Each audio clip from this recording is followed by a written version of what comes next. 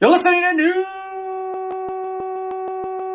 of the Square, part of the Squares of the Roundtable Podcast Network. I am Jeff Stein. With me are Mike Edwin, as well as Ivan Rivera, our brand new, well, I guess I would say segment. Well, this segment's been around for a while, but now we're separating it out so that you guys can listen to this section and we can talk about other aspects because, well, we've been inundated with crazy. So, you know, this seems like a good time for that.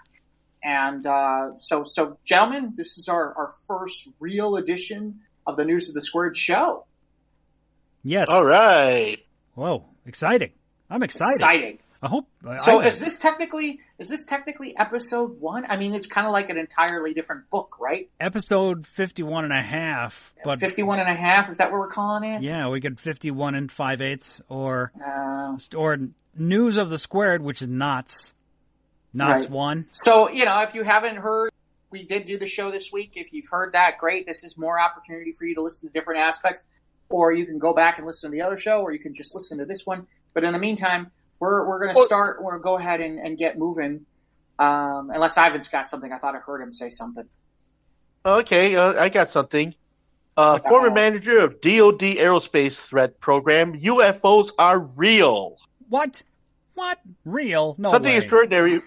Something extraordinary was revealed today. Former high-level officials and scientists with deep black experience who always remained in the shadows. Deep black experience? Yeah, who have always remained in the shadows came forward on one platform.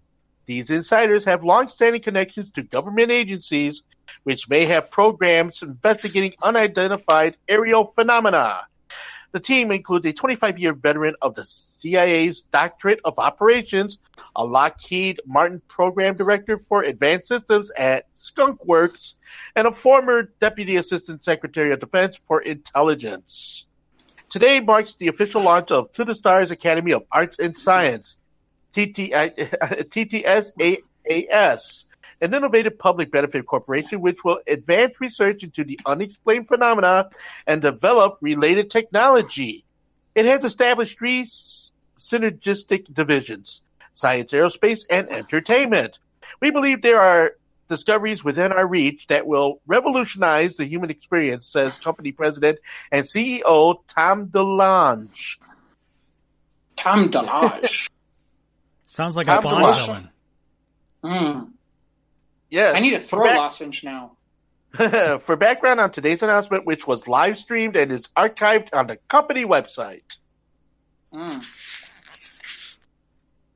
Well, that would explain a lot. That would explain a lot that's gone on in the last 10 years. Let's see. Aliens are among us. No shit. Really? Have you been out there lately? Hey, we were talking about the Lego movie. We were talking about Lego movies earlier, right? I guess. I mean, to me, this explains the whole concept of the Florida Man, does it not? Yeah, it does. Maybe the Florida Man is just really from outer space, trying to fit into human society and failing. The problem is that means that there's another race called the Ohio Man. And of course, the Florida clones. Yeah, well, I don't know. Speaking of Florida, we don't have a Florida man this time. We have a Florida woman. Cops to Florida woman. Do you have anything in your pants? Anything else? And she does. She pulled out an alligator. A gator from her pants. Yep. Does it bite? She's happy to see us. When a Florida deputy asked the woman if she had anything else during her routine traffic stop, he wasn't expecting what she did next. Quote, she proceeded to pull out an alligator from her yoga pants, about a foot in length, and placed it into the bed of the truck. A foot-length gator out of her yoga pants. Where was this thing hiding? We haven't gotten that far yet. Okay, so hot dog in a hallway. Anybody want to take a wild guess at what time of the day this was done and found? It's usually early on a Sunday morning or something like that. Yeah, 3:30 in the morning. Yep.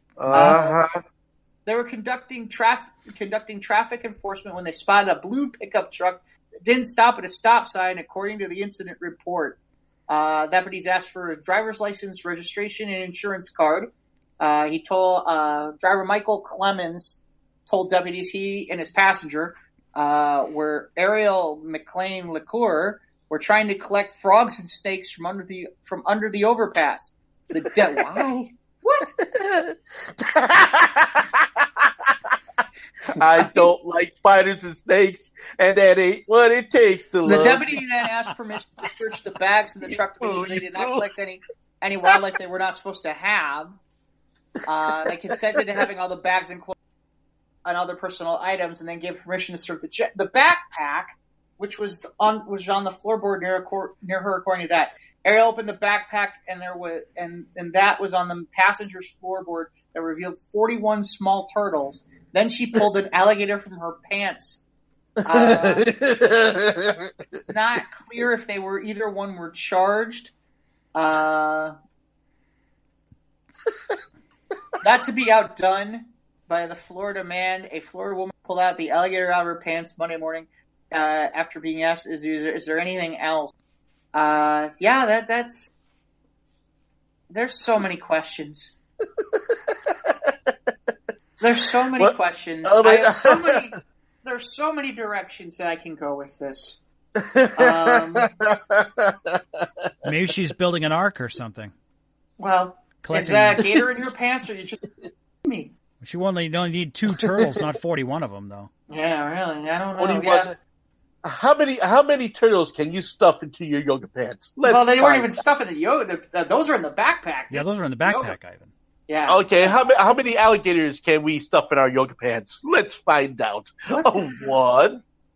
We're talking about a wild... Here's the other thing. You're talking about a wild gator. You stuffed it in your yoga pants? It's liable to bite something. Yeah. That's yeah. I mean... Then to top it off, if I'm a guy, I'd be scared crapless if I saw something moving around in yoga pants like that. I mean, can you imagine yourself being in the front cab as you're going for the kill and putting your hand down there and having something bite you? Forget that. Let's see if I understand. Now I'm thinking about this more. Oh boy. I'm thinking about this more, gentlemen. Let's really dive into this, shall we? So she had an alligator in her yoga pants, and at no point did it move, apparently. And the only reason I could say that is because during this entire thing, when they were searching anything, nobody seemed to notice until somebody said, "Is there anything else you'd like to show us?" You mean to tell me that the freaking foot-long alligator in her freaking pants didn't do anything, didn't move around, at no point in time did it move around, do anything, bite anything, move around in any weird same way? I mean, to me, I'm just that is... Well, put it this way, the guys probably dismissed it and just looked at her as some kind of weird guy and probably thought it was a dick. Maybe the yoga pants were so tight, the little alligator was immobilized. Yeah.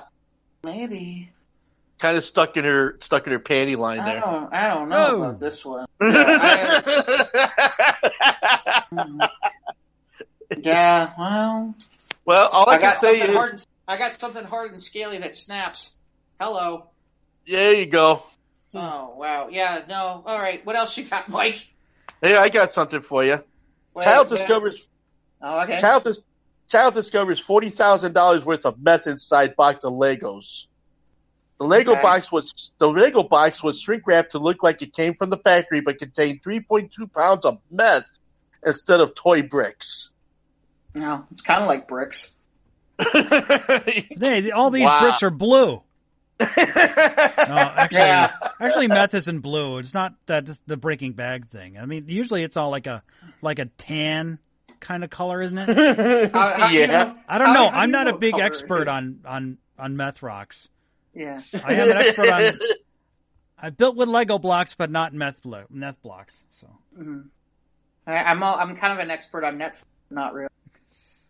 Oh gosh, I don't know. So wait. So is there anything else to this story, Ivan? Yeah.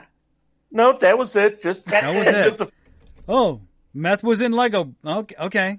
What play sets was it in? It was in a. Let me. Is it the Batmobile? I'll find out for you. It was in. Was it in the girls' Lego friends? Okay, here. When 3 Georgia women found a box of Legos in a consignment shop in Charleston, South Carolina, they figured it would be a good gift for a child's back home in Statesboro. But when the kid finally opened the box, he didn't find any Legos, just a bag with 3.2 pounds of methamphetamine worth $40,000. Damn! Yeah. That's a college fund right there. Okay, somebody's going to college on somebody's Lego drop. Think of how many Legos you can get with all that meth. Yeah, seriously. Okay, yeah, man.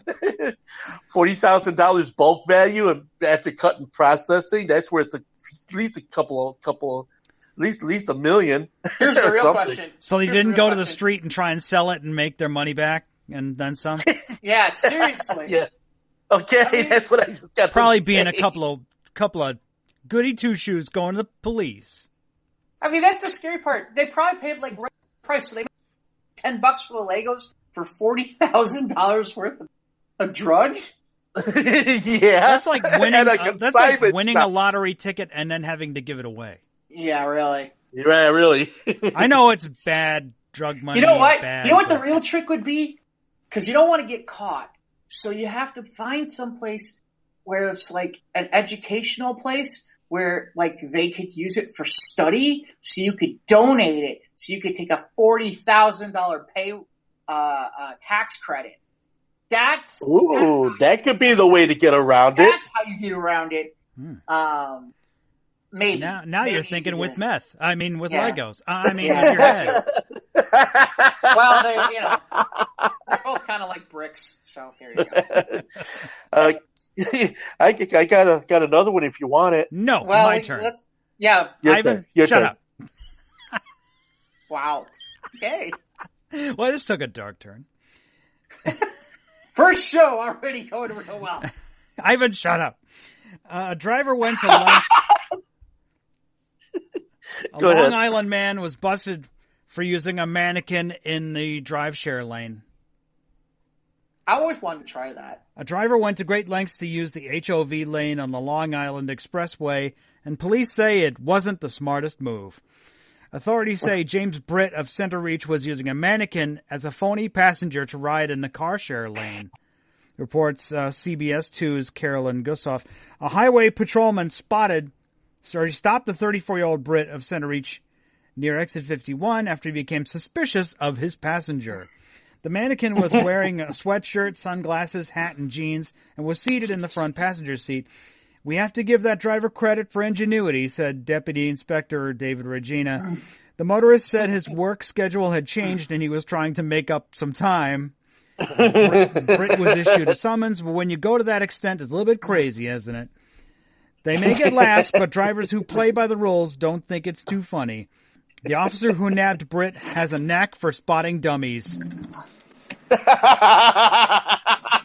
In July 2016, he also pulled over another driver with a dummy at the passenger seat. In my opinion, this was one of the more elaborate ones. But here's other pictures, the news story. It's on CBS 2 New York. But you see there's a video and there's a slideshow of other people's dummies. Some of them are like yellow and they're wearing crazy clothes or paint or penciled in mustaches. People go to great lengths to use the carpool lane. Wow. Yeah, it's really funny. It's funny you say that. I always wonder. Apparently, I know the answer now. See, the problem is, back in the day when I thought about it, like when I was out in California, I was visiting a friend of mine, and I said to him, like, well, what happens if you go in the car? He told me how much the ticket was. I was like, never mind, forget that. He was so happy because I was in from out of town, so he could use the carpool lane. Otherwise, he was stuck. But I said to him, I'm like, about getting a dummy. But now, with cameras everywhere, there's no way you can get away with that. There's just none. And all the cameras in high definition. Yeah. Oh, yeah. Yeah, there's no way. They can zero in on you in a nanosecond. Well, and the worst part is, what if you? The worst part is this. What? Okay, here's the worst case scenario. All right, sure, you made it work, just look good enough, but he looks a little bit on the dead side or something like that, and they think you got a dead body you're riding around with or something like that, and the next thing you know, now you're really like... Now you really got the attention of all the cops. Yeah, it's like there's like a roadblock and everything waiting for Weekend to Bernie's in the carpool lane. Yeah, Bernie. Yeah. Move away from the vehicle. Yeah, there you go. Drive through with Bernie's in the parking. Yeah, that's... Well, that is 1 week. That would be a weekend with Bernie, indeed. Not really. We would. No, not my idea. Right. No, not my idea of fun. Yeah. Next story, Jeff.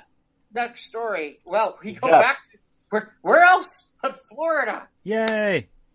Yay! This time we go back to the usual.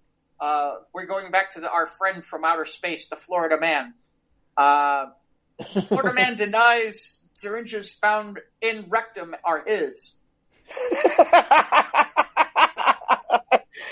Another person that got stuck to it. It's a shitty claim, I can tell you that. He got the point already. Yeah. So a Florida man, this is in Ellis County, Florida, I don't know what that is. A Florida man has claimed ignorance, definitely. I would agree with that. He has definitely claimed ignorance. When officials... Oh, apparently this was in jail. Jail officials found syringes in his rectum during an early morning strip search. He was arrested Friday in Pinellas County on an outstanding warrant charging him with drug possession. No shit, really. You never would have guessed. The suspect's attempts... no, I'm sorry. This was a wrong story. When Scott was searched at jail, the officers found 3 syringes in his rectum. Damn. However, Scott claims he found the syringes and they were not his, although he did not explain how they wound up in his buttocks.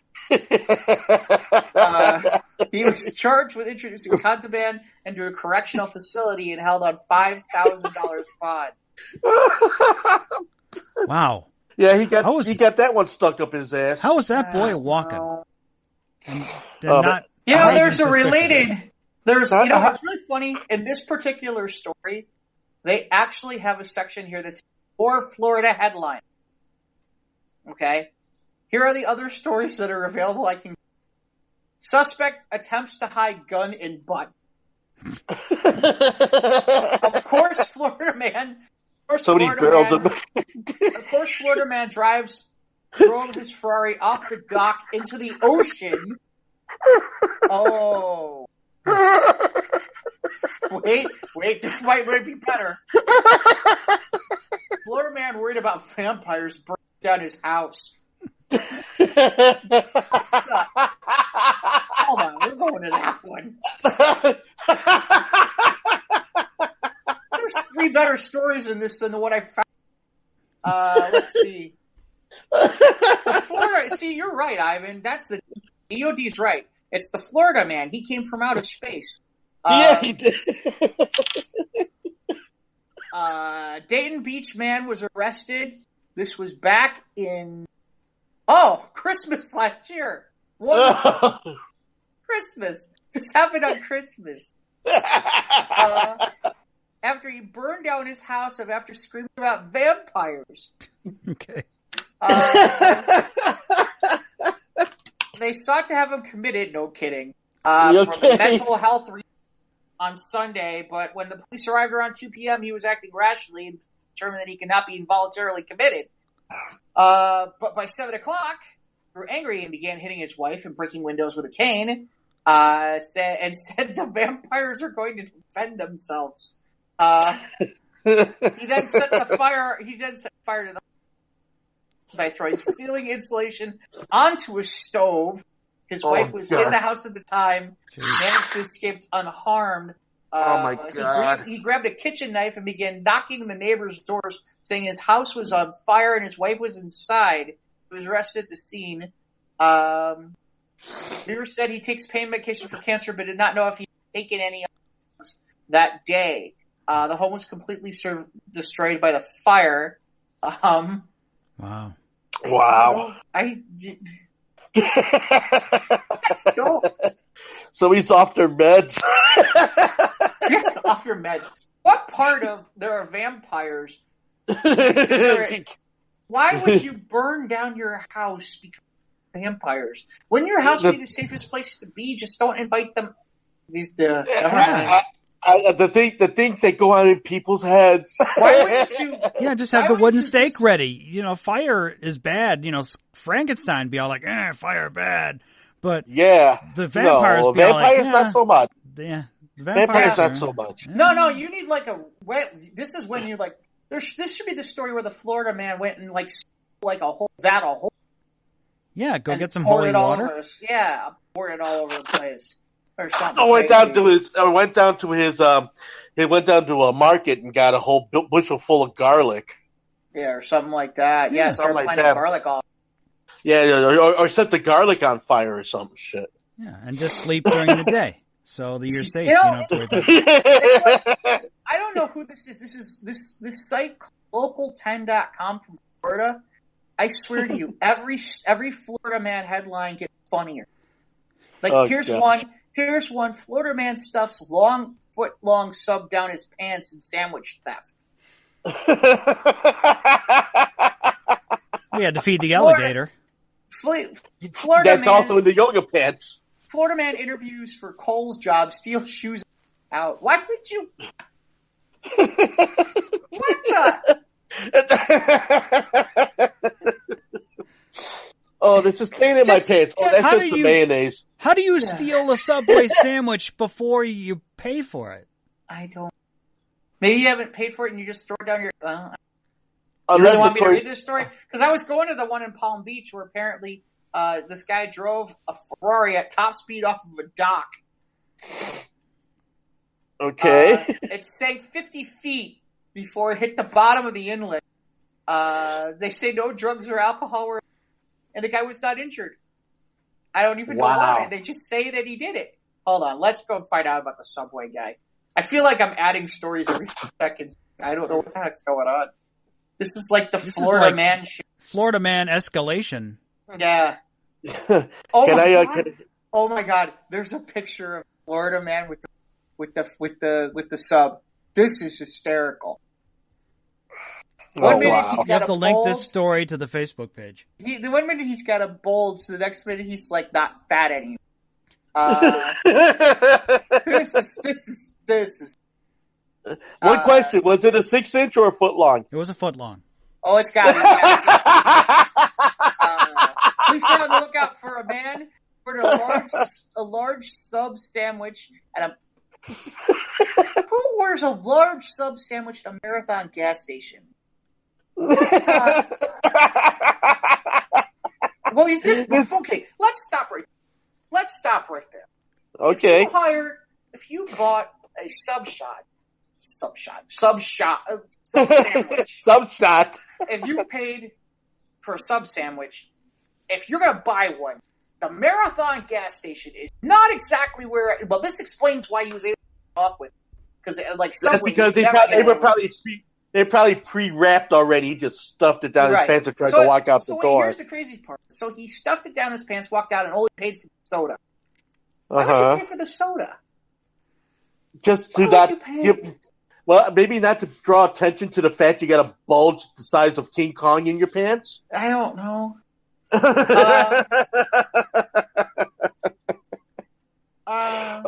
Oh gosh. Ivan, did you have another story?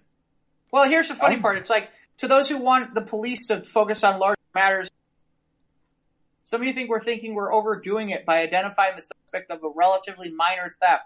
One thing you're probably even saying, this is small potatoes. And to that we would reply, no, it was a foot-long sandwich, no potatoes.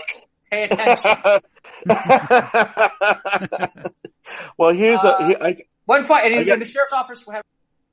This should serve notice to all. The sheriff's office had one final warning. Finding people. This should all serve a notice why you do not take a stranger. Do not know where it's been. Okay. Well, let me see. From the Tears in My Beer category, I got a story, if I may. Guns N' Roses sues brewery over Guns N' Roses beer. The band wants Colorado-based Oscar Blues Brewery to stop selling the beer and turn over all profits to the group. Now, this is happening in Los Angeles now, getting away from Florida for a bit. The rock band Guns N' Roses is accusing a Colorado brewery of piggybacking off their fame to sell beer and merchandise. The band filed a trademark infringement lawsuit Thursday against Colorado-based Oscar Blues Brewery, which sells Guns N' Roses beer and merchandise and bandanas the group says are associated with singer Axl Rose. There we go. The complaint says Oscar's Blues applied to trademark Guns N' Roses last year and abandoned the effort after the band objected. The lawsuit says the brewery is still selling the beer and the merchandise. The band wants a court order blocking the brewery from misappropriating its name, destroying the products, and turning over profits to Guns N' Roses and other monetary awards. Oscar Blues marketing director Kyle Ingram did not immediately return a telephone message seeking comment. Speaking of beer piggybacking, currently there's another beer in Chicago by a brewery who will remain nameless. But yeah, there is Brony beer available right now. Yeah, Brony. You heard me right. Brony beer with Rainbow Dash on the can. All right. Okay. I'll tell you right now, one of the things you do not want to mess with is Axl Rose and his money. Axl Rose and My Little Pony fans, they'll beat the shit out of each other. Yeah, really. Now there's a fight. They won't be in Paradise City, that's for sure.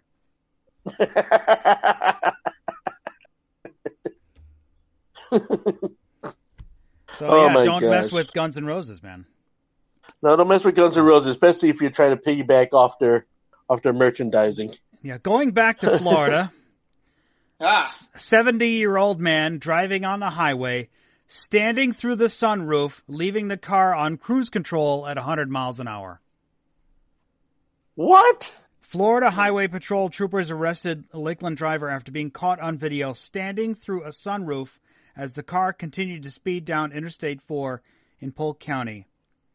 An off-duty Hillsborough sheriff's deputy was behind a 70-year-old Leonard Olson when he stood up while driving westbound on I-4 at a high rate of speed, according to an arrest warrant. Video captured Olson standing up in a white Cadillac with his arms spread open around 2:30 p.m. last Tuesday. In a sworn witness interview, the deputy said Olson bounced back and forth in the center lane and sped up over 100 miles an hour and slowed to about 40 miles an hour. When asked why he did it, Olson told troopers he wanted to praise God. I thought it would be a nice way to praise God for a minute, and I thought it would be nice at the time, and that's what I did, he said, according to arrest records. Well, he was going to see God a lot sooner had he been kept driving. He also told deputies the vehicle was in cruise control at the time. The car drives itself and has a gigantic computer in it, he said, according to records. Before he was detained, Olson told Florida Highway Patrol troopers he'd rather go to jail than go home. My wife treats me like a servant and she's the mistress, he said. Lock me up, I'd rather go to the jail than go back home. He remains in Polk County Jail on $21,000 bond. Oh my gosh. Go with price, bro. He's reliving that like the Titanic scene or whatever. Get Celine Dion. Yeah. There you go. Was playing on the Cadillac's computer. Okay. Hey, as long as we talked about hiding things up butt, let's go back to that, which is there's a suspect who attempted to hide a gun in a butt. Okay. Yeah. Apparently this happened. He was during a pat down. Officers found concealed handgun, marijuana, and a pipe for smoking marijuana. Police also discovered a homemade handgun, along with firearms and silencers. But while he was being strip searched at a police station, the officers found a small gun hidden in his buttocks. The police did not release the caliber or make of the gun found inside the buttocks. He was charged with...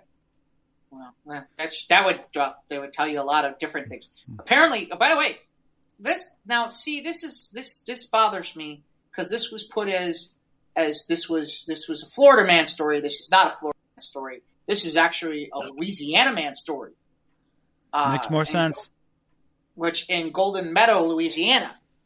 So really, in reality, this is not a Florida man story. So we wish to apologize to the Florida men. Until the next Florida man story, which will be in about 30 seconds. Surveillance video shows Florida boy gets locked in igloo cooler. Oh, boy. We went from Florida man to Florida boy, folks. Yeah.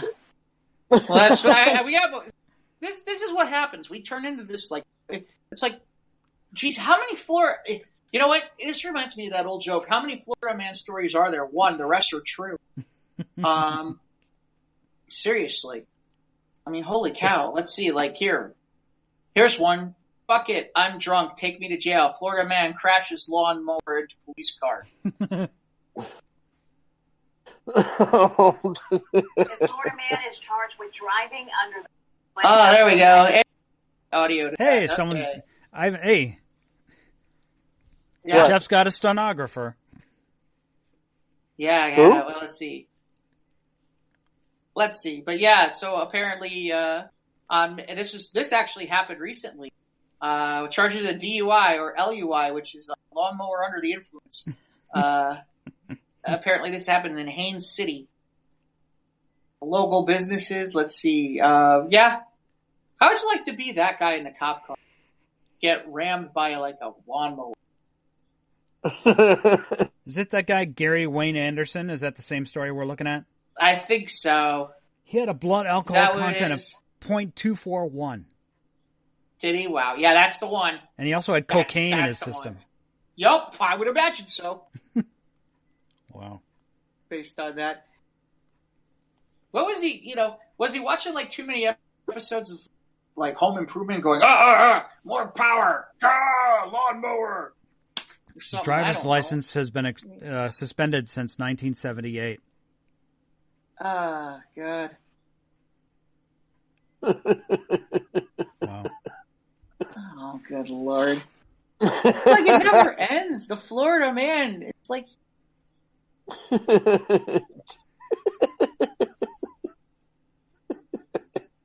Florida man faces obscenity charges for I eat ass window sticker. Seriously? Yeah. You know what's really scary? We just can't seem to find anything else but the Florida man, right? But the Florida man. Florida men in their butts. Yeah. When a deputy asked the suspect how a parent of a small child would explain the meaning of the word, Dylan Shea Webb said it would be up to the parent. A Florida man the one about eating the window sticker, right? Yeah. Yeah. A Florida man facing obscenity charges for having an I eat ass window sticker on his pickup truck finds his arrest a little hard to swallow. No. Dylan Shane Webb, 23, was arrested Sunday afternoon in Lake City after a Columbia County Sheriff deputy saw the message on the car window of the vehicle. When the officer pulled Webb over, he claimed the sticker violated a Florida statute dealing with the possession and distribution of obscene material, according to the Lake City Reporter. Webb disagreed, saying the message was just words. That prompted the deputy to ask Webb how a parent of a small child would explain the meaning of the words, to which Webb replied that it would be up to the parent, according to a police report obtained by the Smoking Gun. You see, Jimmy... This is called a rim job. No. No. Oh. The deputy gave Webb. Did they find switches on that rim job? No. The ribbon trimmer. Guns. Ribbon trimmer? The deputy then gave Webb a notice to appear at the Columbia County Courthouse on May 23rd and took a photo of the offending sticker as evidence. But when the deputy asked Webb to remove one of the letters from the word ass, so the statement on the sticker would no longer be derogatory, the suspect refused, citing his First Amendment rights according to the report. Webb was then charged with resisting and taken to jail, only to be released several hours later on $2,500 bond, according to the Associated Press. The truck was towed, but Webb said that the sticker was still in place when he retrieved the vehicle from the impound lot. Webb now plans to file a wrongful arrest lawsuit against the sheriff's office. I'm tired of police forces thinking they are above the Constitution, the Bill of Rights, Webb told the AP, adding that he seriously doubted any kids would suffer as a result of seeing his raunchy window sticker. I had parents drive by me with their kids taking pictures. They point and laugh and giggle, and they go on their merry way, he said. Webb said he put the sticker on his truck less than a week before his arrest as a group joke with several other friends. I guess this cop just did not find it funny, and he just thought he had to put me in jail, Webb said. The American Civil Liberties Union of Florida released a statement Tuesday questioning the deputy's sticker stop. Shouldn't police officers spend their time serving and protecting communities and not pulling Floridians over for speech that is already protected by the First Amendment? ACLU spokeswoman Casey Bruce White said in a statement, using the excuse that a child would see and ask questions about this particular bumper. Nope. Ivan? That was my phone, sorry. Okay. Columbia County Sheriff Officer spokeswoman Sergeant Murray told the AP that the deputy had probable cause at the time of the arrest, and that if the law is faulty, it's up to the legislature to address it or the judiciary to declare it unconstitutional. This week on Judge Judy. People might find his sticker vulgar, but that the existing law doesn't provide a clear definition. What's vulgar to me might not be vulgar to somebody else, Webb told the AP.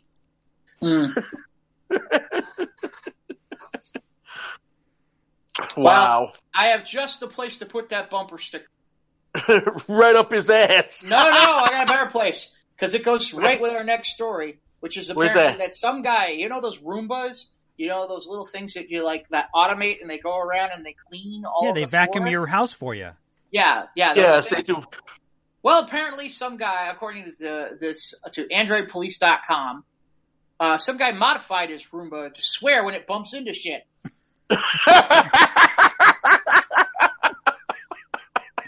There is video. You can see it on our. I can offer which includes a public exhibition of the device in a Target retail store.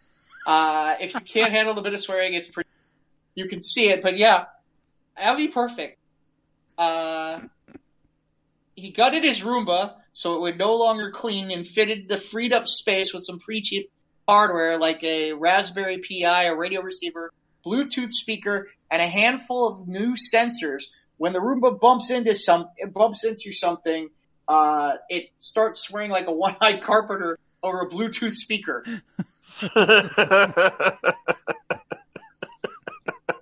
Science.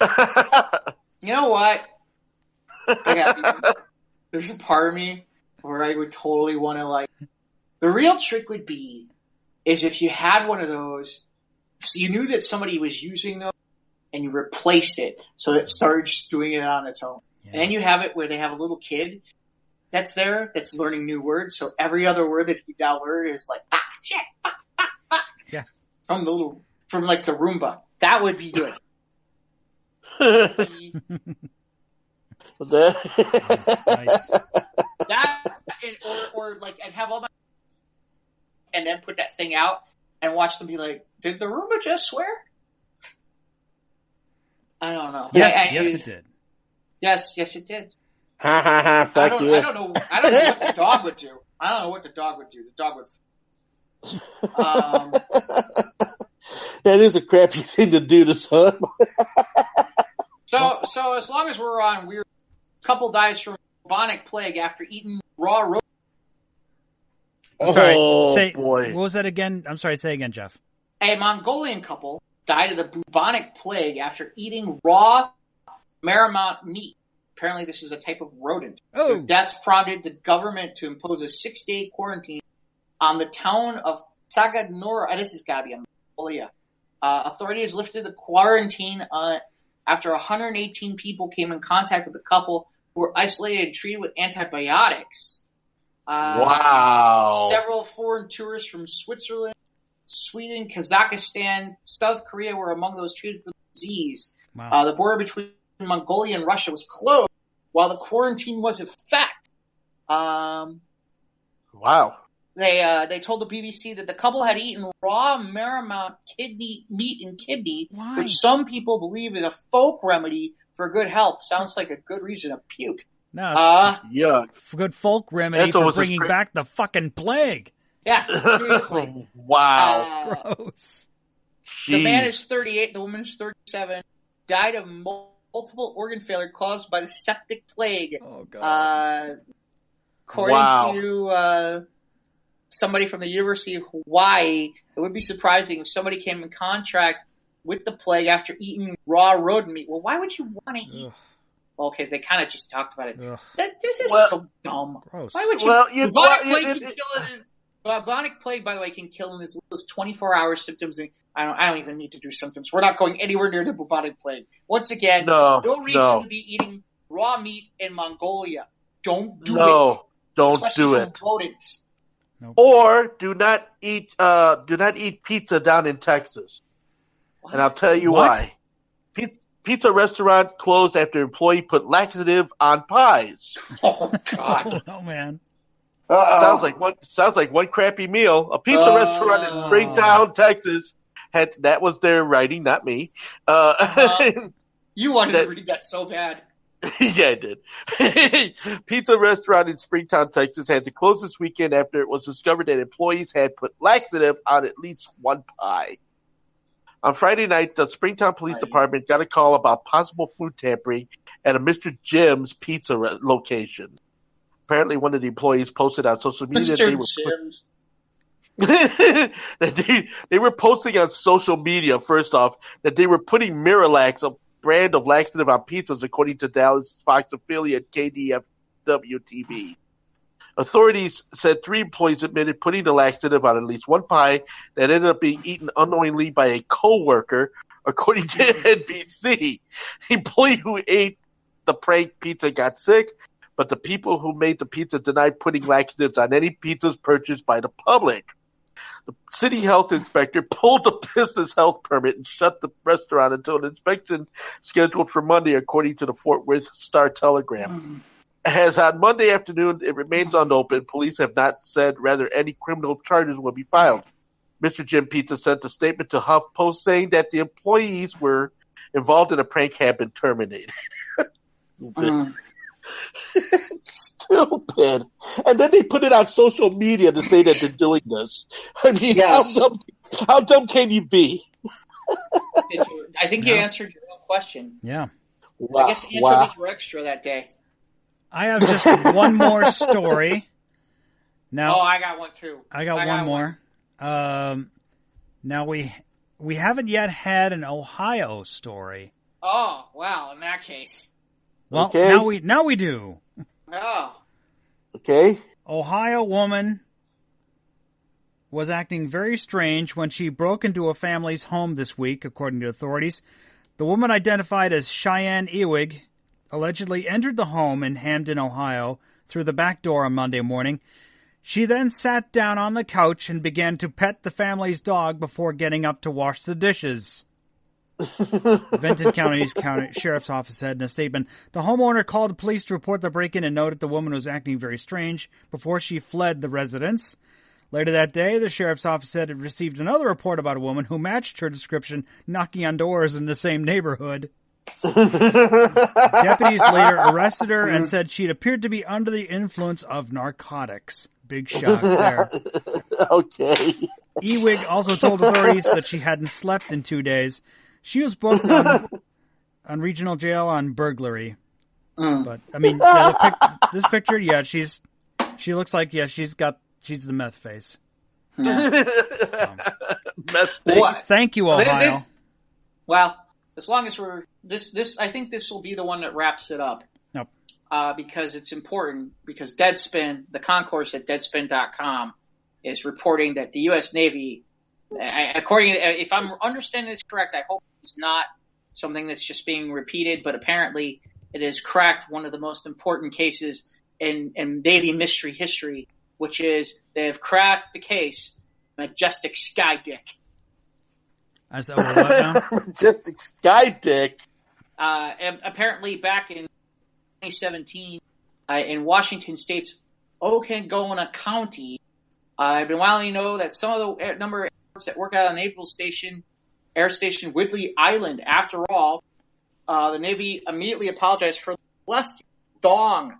Yes, they apparently basically graced the skies and skywrote a dong into the air. They called it unacceptable and has zero trace. I don't know if that. It's pretty impressive when you look at it. And it frankly ignores the potential of any educational value of wild urologists in the region. But yeah, this thing, that was the Navy's business. That was the Navy's business. It is all anyone knew about the event until today's releasings of the findings from the military investigation into the Sky Dig ordered by the Navy Times. Sky Dig. Sky Dig. The long and the short of it is, yeah, I had to read that. Yeah, dude. The crew of something called an EA-18G Growler jet noticed they were throwing up some bitchin' contrails during a 90-minute training flight and soon grasped the opportunity before them. The pilot's cockpit partner broached it first, according to the investigation. My initial reaction was no bad, the pilot wrote in a statement after the incident, but for some reason unknowns to me, I eventually decided to do it. The Sky Penis plan of attack was captured on their cockpit video recording system, a transcript of which is included in the investigation. Quote, draw a giant penis. Quote, that would be awesome. What did you do on your flight? The pilot joked. End quote.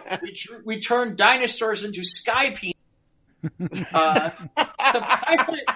My pilot by this point was evidently not quite convinced of the true higher purpose of the flight, but would soon come around. Quote, you should really try to draw a penis. I could definitely draw one. That would be easy, the pilot boasted. I could basically draw a figure eight and turn around and come back. I'm going to go down, grab some speed, hopefully get out of the contrail layer so that they're not connected to each other. They theorized on the second order effects of their nascent sky drawing. Quote, dude, that would be so funny. The airliners coming back in their way to Seattle, just a big expletive giant penis. We would almost draw a vein in the middle of it too. Oh. However, they really getting into detail. They did not do that. They did not do that, and they abandoned the vein idea. Why? There are other parts of the transcript that talk about, quote, the balls are going to be a little lopsided, and quote, oh, the head of the penis is going to be thick. There's an entire report on this that can be read at the Navy Times. Soon after the masterpiece was completed, pilots apparently grew concerned over how long the Sky Dick remained visible in the air and endeavored to scribble it out with subsequent contrails. Sure enough, back on the ground, they were busted by higher-ups, immediately fessed up to their actions. Any disciplinary actions have been kept up to wraps, although the investigating officer recommended non-punitive letters of instruction. Here's the real thing. Wait, there's an entire report? Oh, wow. Wait, I have the link to the report. We gotta see if there's any better. Some part of me, when all the years of seeing the Chicago Air and Water show, that would be impressive to see. Yeah. Hey, mommy. Hey, what is look, that, they drew a nose. Bigger than daddy. They drew pee-pee. I'm gonna put this on I'll put this up. It's a figure eight. Oh, wait. Now they're adding lines to... Oh, my For God.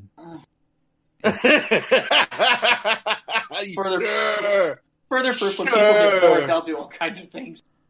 But yeah, I thought that was a good place to end. But hey, the mystery is over. Now we have and it's on the Squares of the Roundtable podcast Facebook page. You can check it out. Hey, Mike, where else can they check out other stories or hear more about us? We are on Instagram and Twitter at SOTRT Podcast. Listening to us on Anchor or Podbean. Download the free apps. We're on YouTube. Click the bell, subscribe. You'll know when you get new episodes, and including the regular Squares of the Roundtable podcast, where just normal discussion and such. Well, thank you for listening for episode 1 of News of the Squared. Of course, News of the Squared! Send us an email at sotrtpodcast@gmail.com. Sounds like a plan. All right. So for Ivan Rivera, Mike Edwin, I'm Jeff Stein. Thanks again. Have a great week. And we'll try to have some more we're thankful that you joined us for the first one. And, the next one, they all get better from here, I swear. Yes, of course. Supposedly. We'll see how it goes. All right. Thanks Catch you again. next Have time. a great week, everybody. See you next time out.